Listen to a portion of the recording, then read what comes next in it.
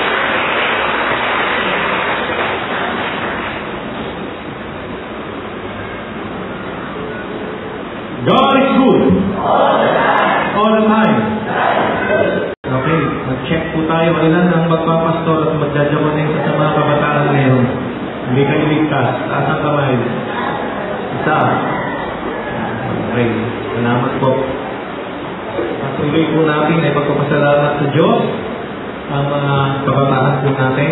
Katulad po niyan, alam natin na meron po tayo isang kabataan na kasama nila na gusto yung magiging ng Panginoon na alagaan po natin, panalangin po natin, kailangan po natin ang pag-aalala yan sa pagtataguyod ng marami pang mga magiging manggagawa mula po dito sa Magil Memorial Church. At panalangin natin yung dalawang papasok sa information ay magdire-diretso.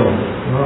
Hindi pa po siking, pero panalangin natin yung dalawang papasok sa information ay magdire-diretso upang maging full-time church workers ng ating Panginoon sa kanyang ibasan o pamamagitan ng United Church of Christ in the Philippines. God is good! All the time! Sabihin nga po natin sa ating katabi, Scarborough Shoal ka ba? Sabihin po natin. Sabihin po natin sa ating mga katabi, Scarborough Shoal ka ba? Ano pong sagot natin? Bakit? Kasi po, freedom is the soul of the nation. Amen. Freedom is the soul of the nation. Opo, mga kapatid, ang kalayaan, ang kasarilan, ang independence, freedom, ito po ay nagbibigay po sa atin ng kalakasan at ng diwa upang mabuklod po tayo. At sabihin po namin ng malakas, sabay-sabay po tayo, Blessed Freedom Sunday. Opo, freedom is personal and collective. Sabihin po natin ng sabay-sabay, freedom is personal and collective. Bakit po ba sinabi natin ang kalayaan ay personal at kolektibo? Unahin po natin, mga kapatid, freedom is collective. Bakit nga po ba kolektibo? Bakit po sinasabi po natin na ang kasarinlan at kalayaan ay kolektibo? Atin po ngayong pinagdiriwang bilang isang bansa ang ating pong 114 na taon na karanasan ng kalayaan o ng kasarinlan. Opo, ang karanasan ng kalayaan ay collective experience, collective condition.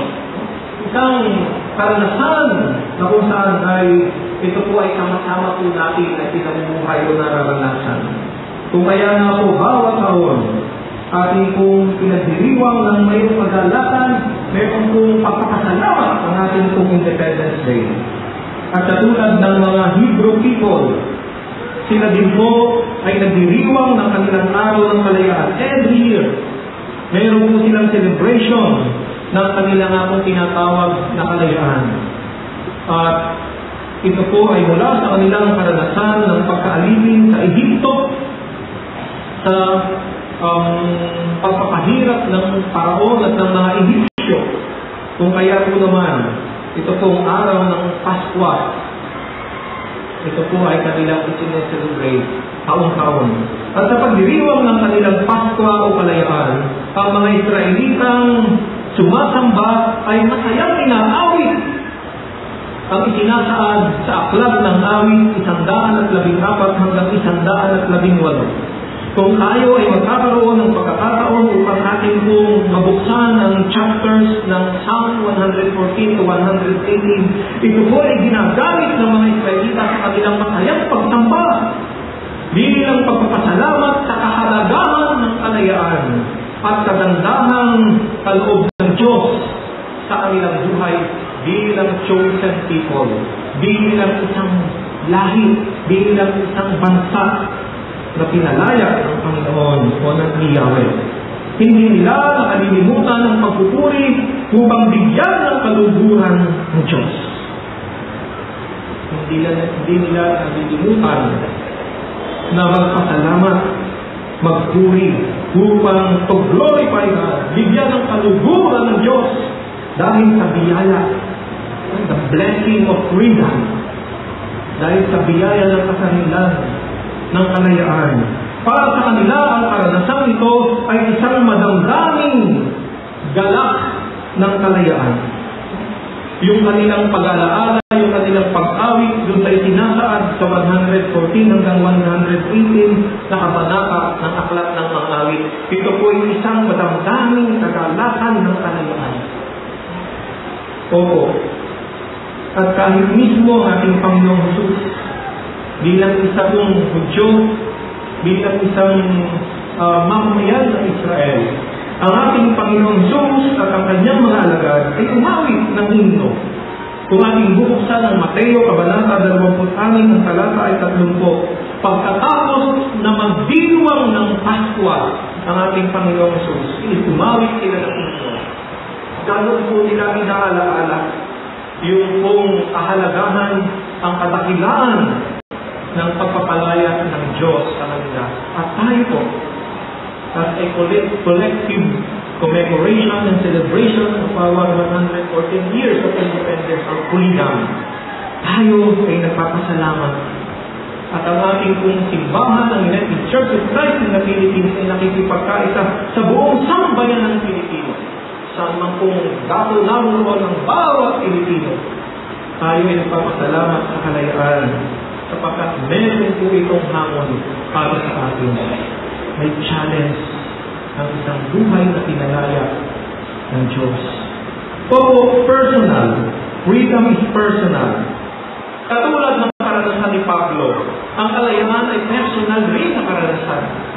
Katulad ng karanasan ni Pablo, sinabi niya sa Roma, ang kabanata ay 8, ang talata ay 2. Romans chapter 8, verse 2. Ganito po yung sinabi ni Pablo. Pinalaya na ako ng batas ng Espiritong nagbibigay buhay at ito'y bunga ng pagkipagkaisa kay Kristo. O pinalaya si Pablo, ito po ay bunga ng pagkipagkaisa kay Kristo. O katulad ni Pablo na mayroong kong personal experience ng paglaya o ng kalayaan, ang bawat isa sa atin ay pinalaya na rin dahil sa kaugnayan natin kay Kristo. Amen? Yung pong pinalaya ni Kristo, magsabi po ng Amen. Tayo ay mayroong karanasan, mayroon tayong experience of personal freedom. Kung kaya nga po, freedom is personal and collective. Subalit, kahit ito po ay personal o collective, may sinasabi po si Pablo. At ito po ang mahalaga na lessons of freedom. Ano nga ba ang aral at hamon ng kalayaan?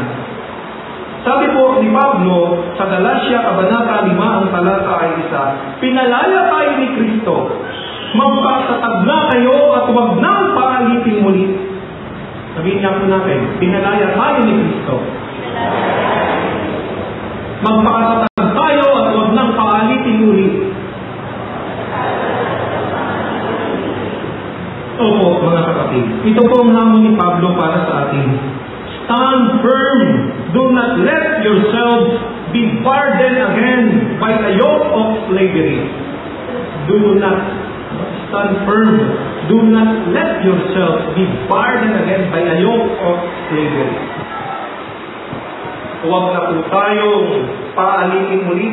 Kaya kinakailangan maging matapat tayo. Ito po yung hamon sa bawat isang pinalaya ng ating Panginoong Kristo, katulad po ni Pablo, at sa bawat isa sa atin, at gayon din naman ang buong pamayanan, ang sambahayan ng Diyos, na pinalaya mula sa lahat ng anyo ng pag-aalipin o pagkabihan. Opo, ano nga ba ang ating dapat na pagbubuhay? Ano nga ba ang dapat nating buhay bilang tanda na tayo ay matatag at di na muling paalipin? Meron po akong 7 tagudilin. Naalala ko po si Pastor Doming Palermo ng Fellowship of Church Workers Employees. Sabi niya, meron siyang 7 puntos. Ako? At sinabi niya po yun. Meron po akong nais na ibahagi na 7 tagudilin. At mula po ito sa buhay at nakabatay sa karanasan ni Pablo na dumaan sa pagpapalaya ni Kristo. Ako, 7 na tagubilin mula po sa aral ng karanasan, sa aral ng buhay ni Pablo, sa karanasan niya kung paano po siya humantong, no? at nakaabot sa ganap na kalayaan dahil ni Kristo. Gamitin po natin ang 7 letters ng salitang freedom. Sabihin nga po natin ng malakas, freedom! Freedom! Laksan pa po natin. Freedom! Yung pong damang-daman natin ang kalayaan. Freedom! Amen. Damang-daman natin ang kalayaan. Gamitin po natin ang 7 letters ng salitang ito. Ang una po, number 1. No? Fight the enemy. Sabay-sabay tayo. Fight the enemy. Oh, alam niyo po, si Pacquiao ngayon. Alam, simula na ang road to Pacquiao and Bradley fight. No? Maraming nag-aabang. Baka any moment, may sisimula na ang laban ni Pacquiao at ni Bradley. Pero, si Pacquiao po, palaging may laban sa ring. At kailangan niya magwagi para mapanatili ang pagiging champion. Opo. Kailangan magapin niya yung kanyang natunggali sa ibabaw ng ring. Tayo po, we have also to fight our enemy. At ano nga ba ang ating enemy? Kailangan labanan po natin sabay-sabay po tayo. Kita ng laman. We have to fight our common enemy. At dapat magkagumpay tayo. Ano po ang sabi sa Galatia 5:17, 19-21? Buksan po natin ang ating pong mga Bible sa bagong tipan. At ito po ay sa Galatia 5:17, 19-21. Babasahin ko po ito. Ganito po ang sinasabi. Sapagkat ang mga pita ng laman ay laban sa mga ninanasa ng Espiritu, at ang mga ninanasa ng Espiritu ay laban sa mga pita ng laman. Magkalaban din dalawang ito, kaya hindi ninyo magawa ang ibig ninyong gawin. 19-21. Hindi may kakailangang magawa ng laman. Ang angalunya, parimari-maring na pamumuhay, kahalayan, pagsamba sa Diyos-Diyosan, pangkukulam, pagkapuot, pagkagalit, paginibugbog, kasakiman, pagkakabahabahagi, pagkakampi-kampi, pagkaibig, paglalasin, walang taos na pagsasaya, at iba pang tulad nito. Binabalaan ko kayo, tulad ng una, hindi tatanggapin sa kaharian ng Diyos ang gumagawa ng gayong mga bagay. Fight the enemy. Opo, kampitan ng laman. Pero alam niyo po, si Pacquiao, opo, hindi lamang doon sa mga opponents niya sa ibabaw ng ring nanalo. At hanggang ngayon, ang patotoo po niya, siya po ay nagtagumpay. Doon po, kapitan ng laman. Amen? Kaya ngayon po, kung makikita po ninyo, parang pag manonood kayo ng 24/7 ba yun? No. Pacquiao Bradley, nangangaral, nag-brief si Pacquiao. No? Sinasabi niya, ang Matthew 7:21. Ano yung Matthew 7:21? Nangangaral. Sapagkat alam niya na hindi ang tunay na kanyang opponent ay yung nasa ibabaw ng ring. Kung hindi po, tayo mga pinalaya ng Diyos upang manatiling malaya. Ang ating opponent ay ang pita ng laman. We have to fight. Kinakailangan mapagtagumpayan po natin ang totoo na ating pong kalaman. At ito po ang paalala ng Apostol Pablo. Amen. Ang ikalawa po, na hamon, patanong ang dapat gawin ng mga pinalaya ni Kristo. Ang ikalawa po, sabihin natin ng sabay-sabay, ang ikalawang letter, respect others. Paggalang sa ating kapwa. Alam niyo po, isang pinalaya ni Kristo ay natututuhan kong igalang ang kanyang kapwa. Si Pablo, ganun po Dati, sinusupil niya.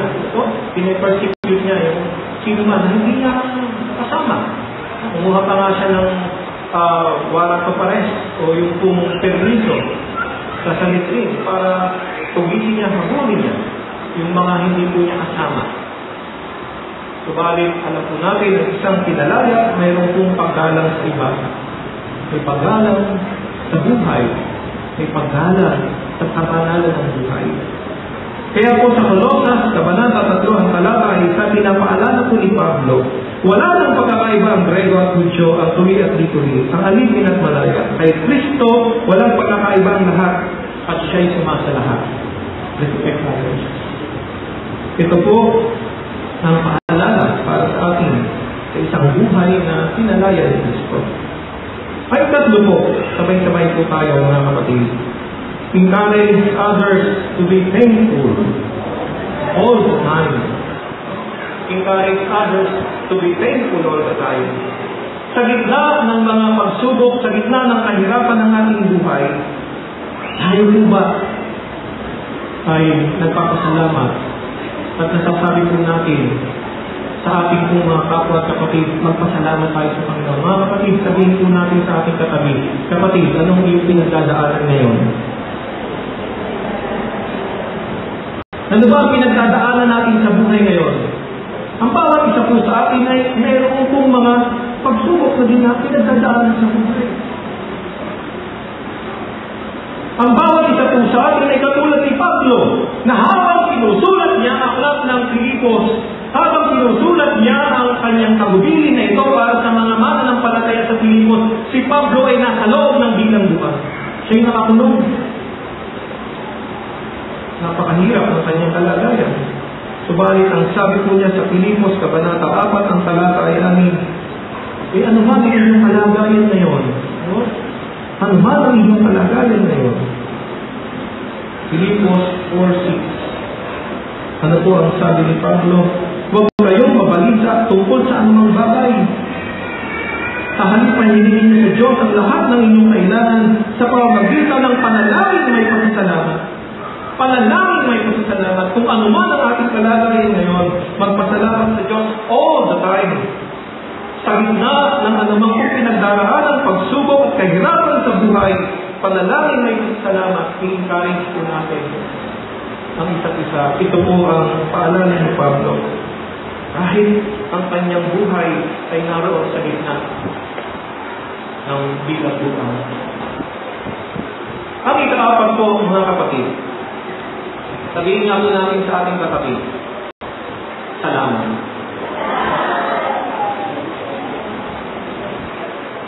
Ano naman ang sagot po natin sa ating pasabihan, salamat with mercy. Thank you very much. Tayo ay magpasalamat. Express gratitude for the service and assistance extended to you. Kailan tayo huling nagpasalamat? Kailan tayo huling nagpadala ng text message, salamat? Kailan tayo huling sumulat ang mali sa papel, salamat? Kailan natin sinabi ng personal ng face-to-face, salamat? Si Apostol Pablo po, bilang pinalaya ng Diyos ang hamon para sa kanyang buhay, sinasabi po sa Filipos Kabanata 4, ang talata ay 4 o 14. Buksan po natin ang ating pong babutipan sa Filipos chapter 4, verses 4 to 16, dahil naroon po ang aming mga binabanggit. Filipos 4 to 14. Ganito po ang sinasabi. Gayunman, ikinagagala ko ang ginagawa ninyong pagtulong sa akin. Ikinagagala ko ang ginagawa ninyong pagtulong sa akin. Sinabi po ni Pablo. Kaya ipinapahayag niya ang kanyang pagpapasalamat. Ang gratitude. Dahil hindi siya ay nalilimutan. Tayo po, ito po ang ating responsibilidad. Hamon sa pagiging malaya. Ang magpasalamat. Magpasalamat sa Diyos. Magpasalamat sa kalayaan. Sa pagpapalaya. Sa kaligtasan. Ang ikalima po, anong letter na po yun? D. Sabay-sabay po tayo. Do more good to other people. Do more good to other people. Dagdagan pa po natin ang ating ginagawang mabuti sa ating kapwa. Dagdagan pa po natin ang ating ginagawang mabuti sa ating kapwa. Bilang mga Kristiyano, bilang mga anak ng Diyos, ating pong iabot ang ating pong pagtulong sa lahat po ng pagkakataon. Do more good to other people. Ang sabi po sa Filipos, Kabanata 4, ang talata ay 5. Anong sinasabi po doon? Kung bubuksan po na Filipos chapter 4, verse 5, ipadama ninyo sa lahat ang inyong magandahang loob. ang inyong kagandahang loob. Do more good. Naalala ko po, si Noel Cabangon, noong inauguration ni Pinoy, ang kinanta po niya doon sa Luneta, ang din po yun ng June, ang kinanta po niya, ako'y isang mabuting Pilipino. Hindi po naalaala yun. Ako'y isang mabuting Pilipino. At dito po, sa awit na isang mabuting Pilipino, dito po ay pinapahayag ang kakayahan at dapat na gawin ng mga lingkod ng bayan at ang bawat isang mamamayan ng bansang ito upang tayo po ay patuloy na magtamasa ng kalayaan, ng biyaya ng kasarindahan upang ang buhay at ang kaganapan ito. Di po ba ito ang inaasahan sa atin ng Panginoon?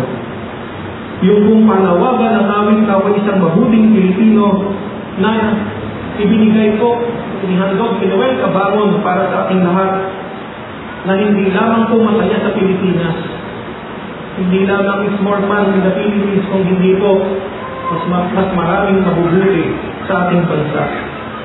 At bilang mga pinalaya, ang hamon sa ating dagdagan ng ating ginagawang mabuti, do more good to other people. Ang ika-anim po, sabay-sabay po tayo. Obedience to God's will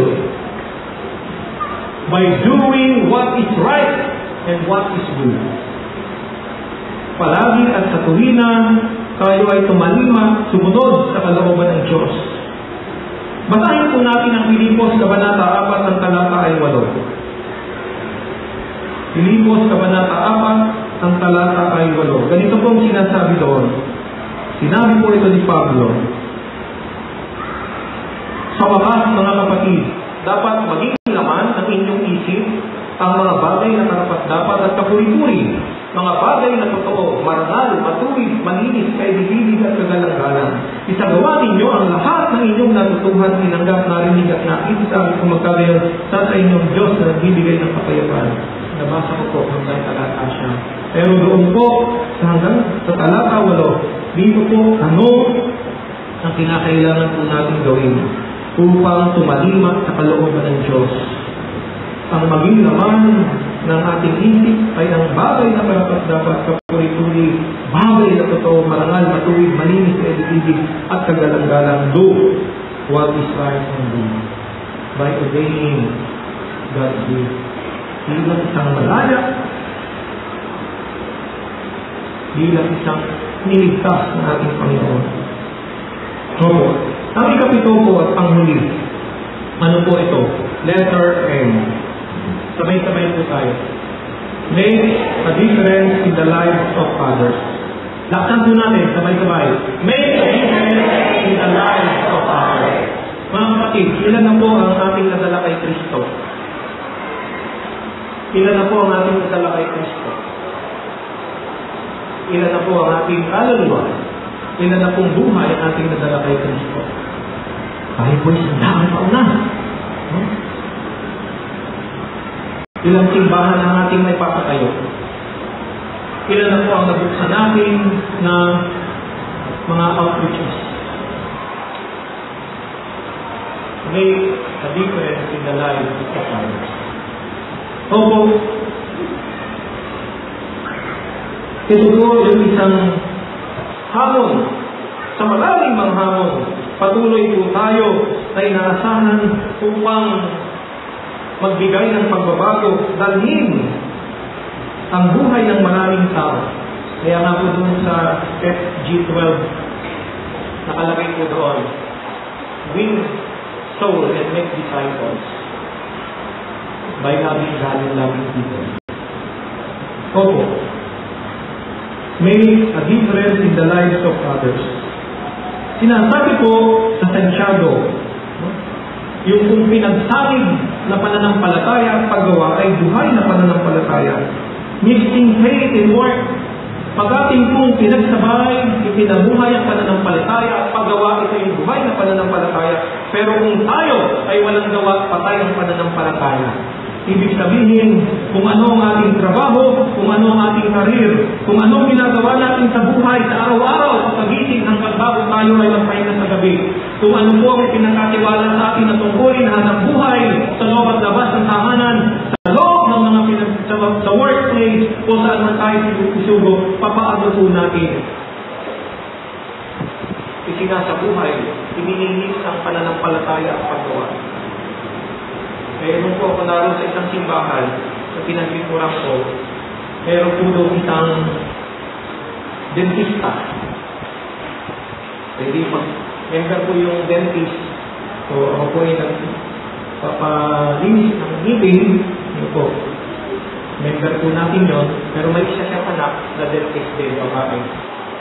So, yun na lang po daw. Pastor, ito na lang po ang aking ipagkakaloob sa inyo. Kahit araw-araw magpalinis kayo ng ngipin. Yun po. Ayun po yung sabi. Pero hindi ko po malilimutan doon sa ating kapatid na ito, yung kanilang dental clinic, pagpasok niyo po, hanggang doon sa loob ng kanilang clinic, makikita niyo po ang mga Bible verses. Ang maririnig niyo na music ay Hillsong, at sa simbahan. Umupo kayo doon, mapapanood niyo sa cable, TBS. Alam niyo po ba yung TBS? Sa cable? Mga religious program. At pagka kayo po ay naroon na sa dental seat, tama po ba yun? Sa upuan, ang dentista. Dahil ang pinag-uusapan po ay tungkol kay Kristo. Ang isinishare po ay tungkol kay Kristo, kung hindi kung ano-ano yung pinag-uusapan.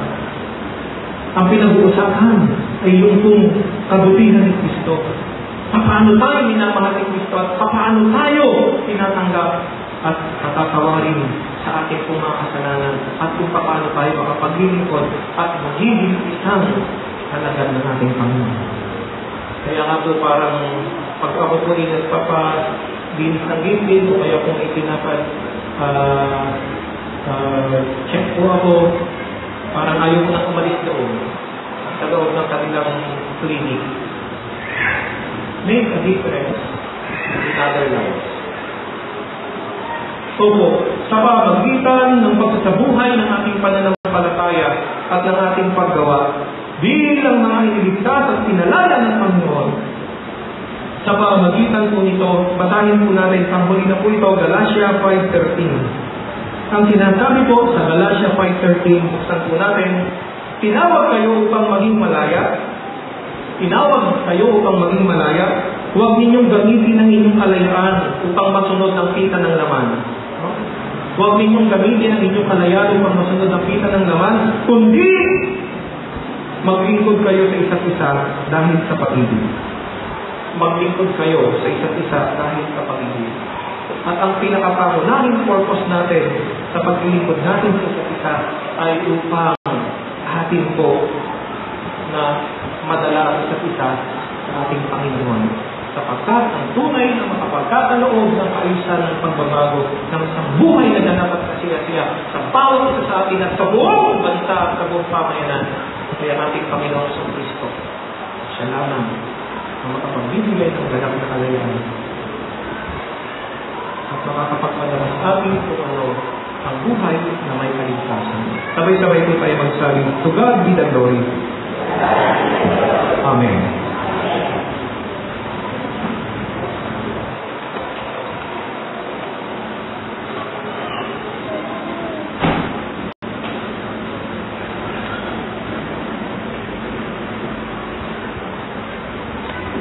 Ating pong gagawin ang ikalawang paghahandog.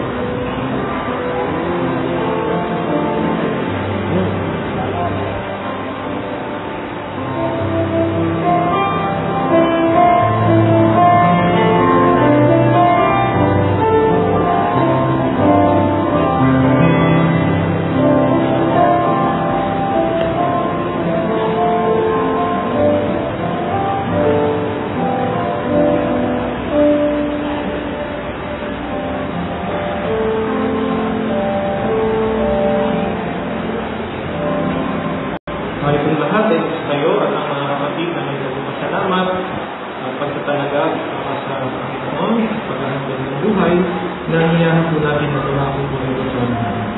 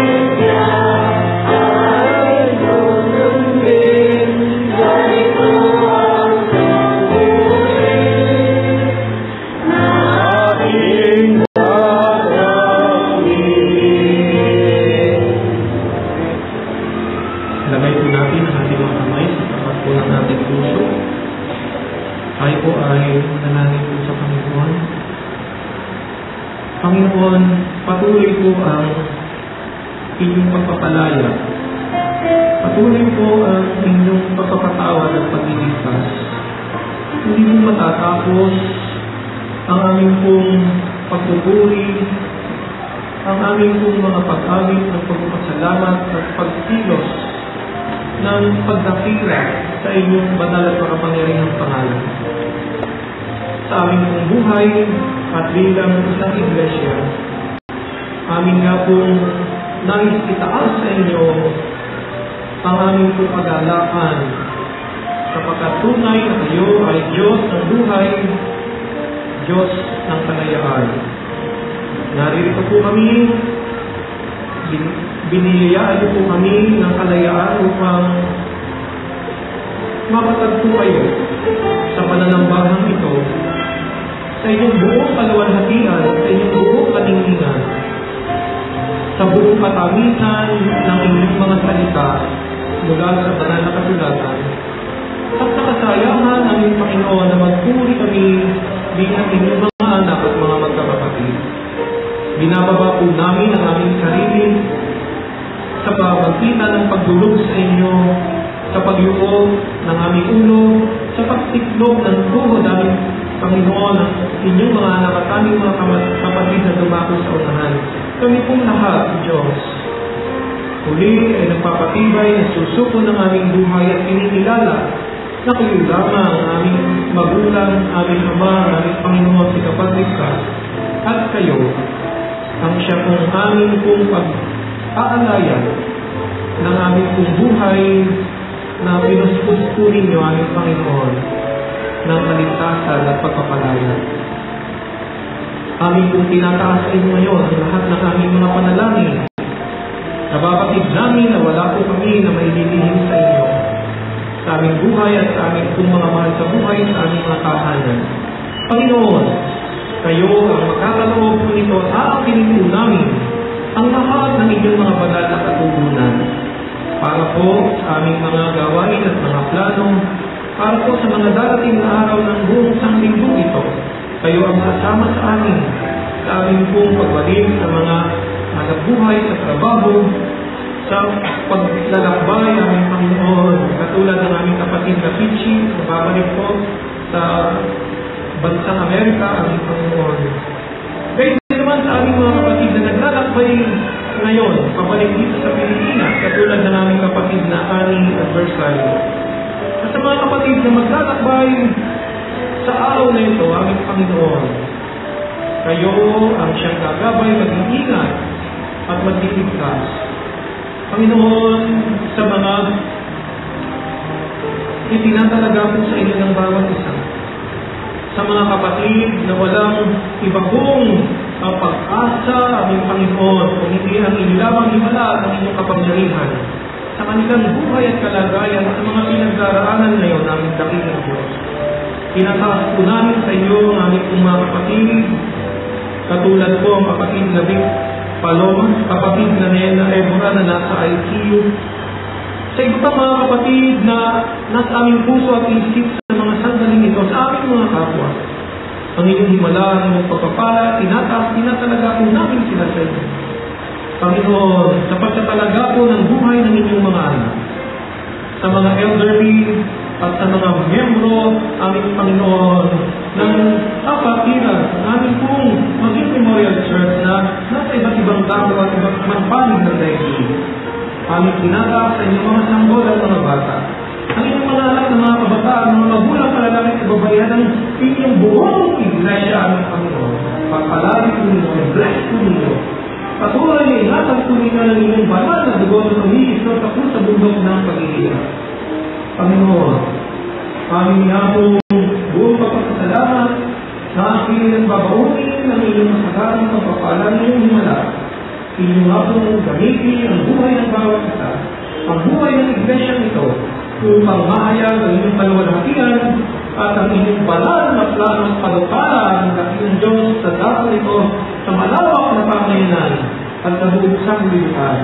Aming Panginoon, kami po ay pansamantalang mag-iwa-iwalay at paglayin po namin ang inyong pong banal na pagpapala at ito po, o Diyos, ay inyong ipagkaloob sa buhay ng bawat isang inyong anak na nasa loob ng santuario po ito. Pagpalain at ingatan tayo ng Panginoon. Paliwanagin ng Panginoon ang kanyang mukha sa akin at mahabag sa atin. Pilingap ng Panginoon ang kanyang mukha sa akin at bigyan tayo ng kapayapaan ngayon at magpakailanman. Tayo ay magsabi na namin. Amen.